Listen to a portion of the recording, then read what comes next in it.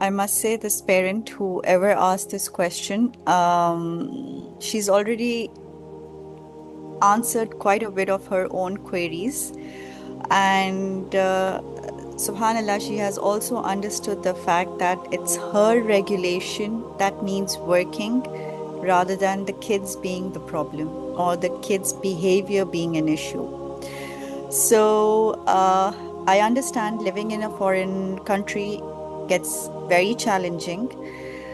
And what I can really say is that the dishes can wait, the house, the cleanliness of the house can wait, honestly. Because once these children grow up, you're always going to have a clean house. You're really not going to have any dishes to do. And there's nothing left to do. And then you will yearn for these days to return. I know right now at this point, this may all sound like I don't think that's happening anytime soon. But yes, what I would like to say in this is that what our children need is not to see perfect parents. That's a very big misconception in parenting that all of us have grown up with, that we can't show tears to our child. We can't show ourselves breaking down to our child. We need to be strong for our children. Children don't learn from that because trying to be strong, trying to carry it all is going to result in a burnout. And then what will your child see?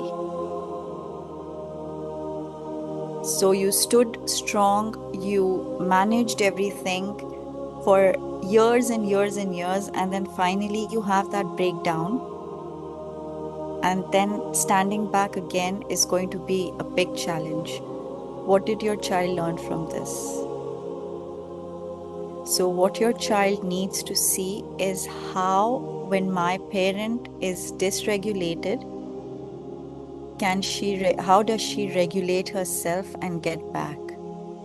So our children need emotionally healthy parents. Now, saying that, it does not mean that emotionally healthy parents don't lose patience or don't have outbursts. They do, but how do they correct it? What are the next steps that they take? So what you could imagine saying to your child, now this is another thing, apologizing to your child is not accepted in some cultures, in some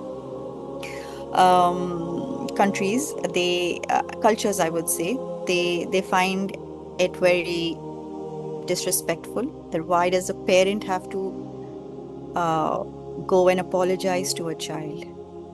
But remember how we portray ourselves, how we carry ourselves. That is exactly what our children are learning. Children learn more from our actions than from our words, right? So if we teach our children to apologize when they've made a mistake, but we don't do it, they aren't going to do it either. They might do it out of force when you ask them to, but that's not a habit that they will cultivate in them. So again, that's another cultural misconception I would like to say on that, because our deen does not teach us that. Our deen teaches us to be kind to our younger ones. And the hadith, if I remember correctly, is that it does starts with the adult being kind to their younger one, and then the younger one showing respect to their elder ones. But culturally, it has changed, and it is that the younger one has to always show respect to the eldest. The elder one can behave as they want because they're grown-ups. I'm sure most of you must be agreeing with that. So back to the point, imagine having an outburst, and once you calm down, go sit with your child. If your child is one of those who likes to be hugged, give them a hug and tell them, I'm sorry I shouted earlier. I was feeling very overwhelmed, or I had a very difficult day, and it wasn't the right way to speak to you. You don't deserve that. Let them know that they don't deserve that, because our words fall very heavy on our children. We don't realize that at that point of time. But later on, when children go through their experiences, and as adults, we have so many people, so many adults coming in and saying, my mom used to say this to me. I know she used to say it out of when she was overwhelmed, when she was angry, but those words have stuck with me. As an adult, they understand that their moms didn't mean that, but it's traumatized them or it's hurt them and it is stuck onto them. So do mention this to your child that you didn't deserve this, and I am extremely sorry I did that. I will try my best to regulate myself next time and try not to repeat this. I know it is difficult to say something like this to your child, especially when we're not in a habit of doing it. Say it in your own way. If it's difficult to say, leave a note for your child. But give this message across to them. You teach so many lessons in this. You teach your child that I am learning to regulate myself. I am taking responsibility for my actions, for my bad behavior. You are teaching them that emotions are valid, but my behavior wasn't valid. So there are so many lessons in this one action of ours. Depending on the age of your child, you know better how do you speak to them to convey this message. The essence of the message should be this. How you do it is you know your household as a parent.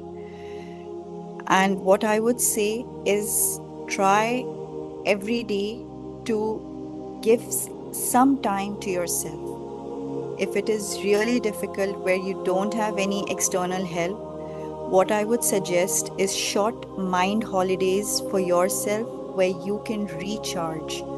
Mind holidays are something that you put on an audio where it helps you to calm down, regulate yourself. Close your eyes. It just takes about 2 minutes to 5 minutes maximum. Close your eyes, listen to that. In the background, there could be a light waterfall or a light birds chirping, whatever calms you down. Try doing those. That helps you fill your cup up as well and helps you regulate yourself. You could actually make this an activity and do it with all your kids and yourself. Like a timeout, it's time for a mind holiday. Everybody lie down, close your eyes and put that on and just imagine follow the instructions on the audio. Kids love it. It's from my personal experience as a kids life coach. This is one of the things that we do in our coaching practices, and kids have a blast. They look forward to this. And a lot of adults enjoy it as well. So try doing all of this. And of course, when we feel angry, the Sunnah tells us, read A'udhu Billahi Minash Shaitanir Rajeem. If you're sitting, stand up, change your position, basically, drink a glass of water. And the next time you feel a situation like this coming up, my advice would be ask for a timeout, take a step back, step out of the room. Do deep breathing exercises, like as if you're blowing bubbles out. Do that, come back regulated, and handle the situation at hand, inshallah.